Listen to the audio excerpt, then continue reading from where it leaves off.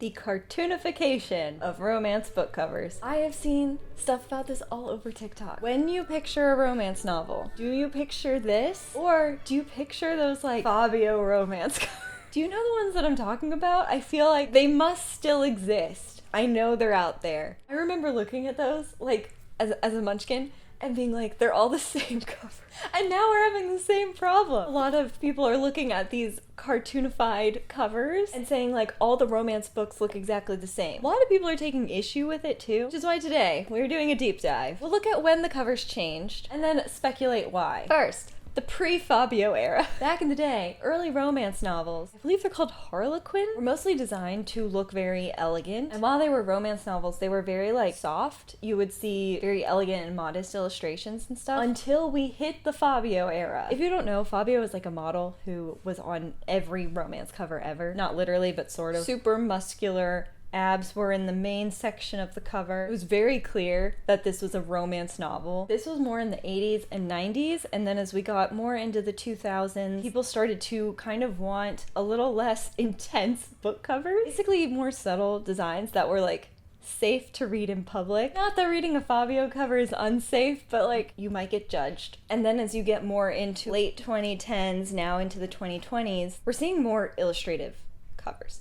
So like things that are bright and sort of like a playful type of vibe, as opposed to like, look at this half-naked man on a book. It's meant to feel a little more fresh. It seems like over the years, romance novels with the Fabio cover sort of like got this bad rap for being like trashy romance novels. And these cartoon covers were sort of a way to distance from that vibe. So the cover is sort of reflecting more of the calm in a rom-com. But beyond just like moving away from the old style of covers, I feel like there's a lot of reasons. And I've seen people talk about this on Book Talk, and I want to discuss because I like both reading and design.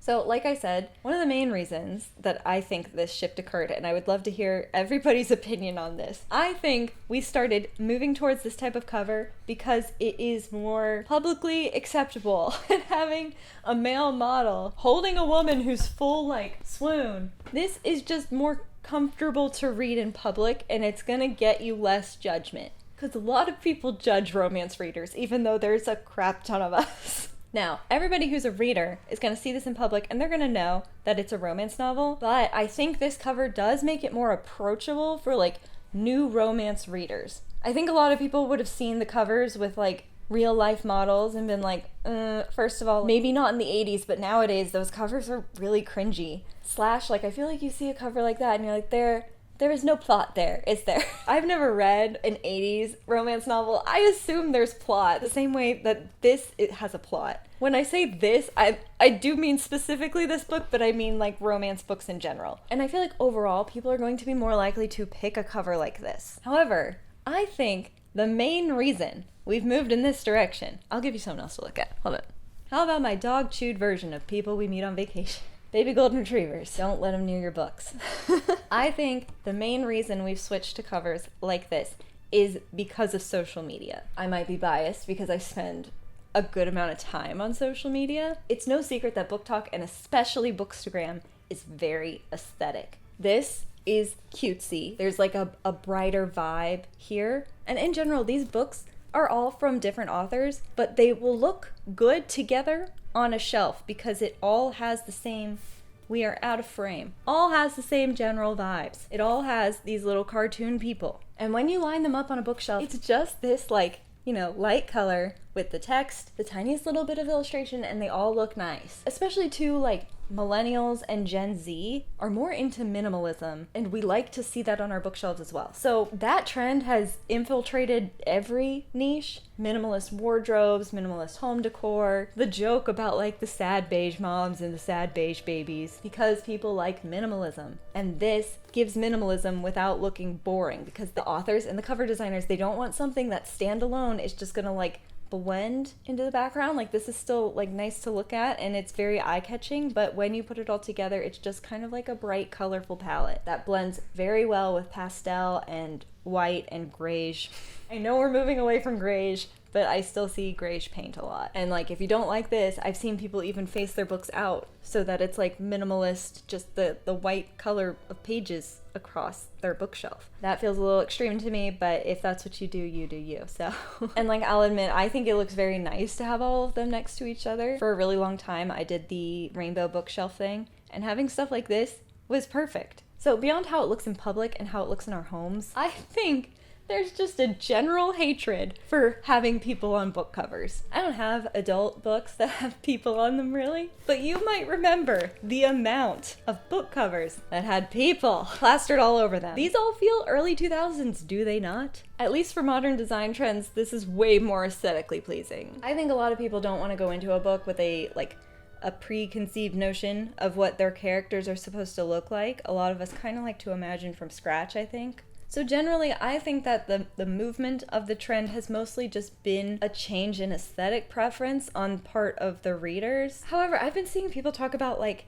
this being a big problem to have cartoon characters on the covers. 2 reasons. First, the fact that having cartoon people on the covers kind of causes people to take romance a little less seriously as a genre. I think a lot of people kind of poke at romance as being sort of, I don't know if childish is the right word, but not serious. And I've seen some of that online of people like not either romance writers feeling like, you know, people don't always take romance very seriously. A lot of people kind of consider it a subpar genre because it's not like this highbrow literature, but like those people who think that need to read a romance novel. There's so much character development. Like in a romance novel, it's about the relationship and there's so much to dig into when you get into that, and some of the best stories come from romance novels. It's the biggest section of publishing ever. And I think a lot of people who don't give romance the time of day, same with like rom-coms or like so-called chick flicks. People don't give it the time of day to realize that like the stories are so good and there's like a lot of deep themes that you can dig into. You don't always have to trudge through a story that's caked in layers of metaphor. But having a cover that doesn't always reflect the like depth of theme and stuff like that in the cover, I think that doesn't necessarily help people outside of the romance genre take it more seriously. But did Fabio? Did he?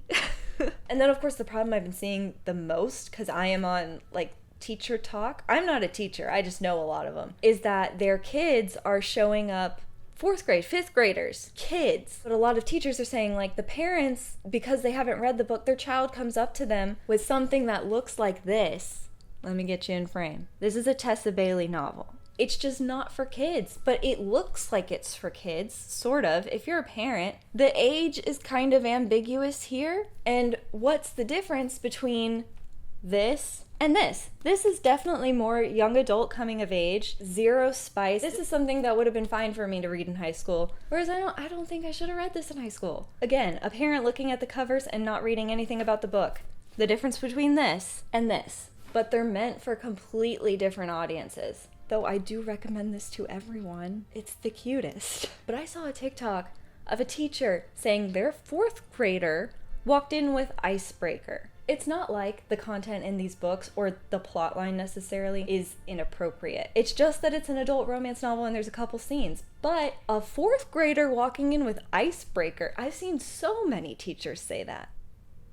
I've heard people being like, should we rate books the way we rate movies? And I don't know if that's really the solution. And I think people can handle different subject matter at different ages, just kind of depending on the person. Give that child a copy of Harry Potter and call it a day. Or like The Selection or something. At that point, I mean, I don't think it's the cover artist's fault or the author's fault or anything like that. I think that one's kind of on the family to sort of check out the plot line. That book is extremely popular. One Google search will let you know it's not a kid's book. That said, overall, I kind of love the cartoon book covers. I think they're so cute. Obviously, the marketing is working.